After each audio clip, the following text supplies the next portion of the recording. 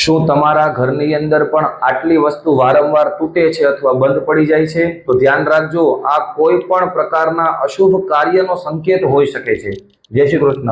ઘણીવાર આપણે જોતા હોઈએ કે આપણા ઘરની અંદર કોઈ વસ્તુ અચાનક તૂટી જાય છે, કોઈ વસ્તુ અચાનક બંધ થઈ જાય છે અને એના પછી ઘરની અંદર વારંવાર મુશ્કેલીઓ આવે છે. તો આવો જાણીએ કઈ એવી વસ્તુઓ છે કે જે આપણે નજરઅંદાજ કરીએ છીએ પણ આપણા જીવનની અંદર ખૂબ જ મુશ્કેલી અપાવતી હોય છે.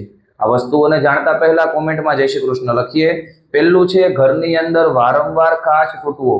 કાચ અચાનક તૂટે તો એવું કહેવાય કે શુભ માનવામાં આવે છે, પણ જો વારંવાર આપણા ઘરની અંદર કાચ તૂટતો હોય તો સમજો કે એ કોઈ પણ પ્રકારના અશુભ ફળનું અથવા અશુભ પરિણામનું નિશાની છે. બીજું છે ઘડિયાળ અચાનક બંધ પડી જાવી.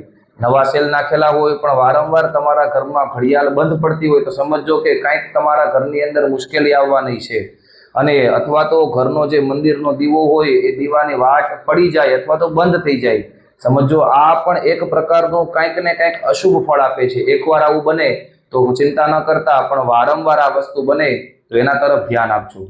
તમારા ઘરની અંદર પણ આવું કંઈક બનેલું છે અને ત્યારબાદ કંઈક અશુભ સમાચાર મળેલા છે? કોમેન્ટમાં અમને જણાવો અને આવા જ વિડીયો માટે અત્યારે જ અમને ફોલો કરો. જય શ્રી કૃષ્ણ.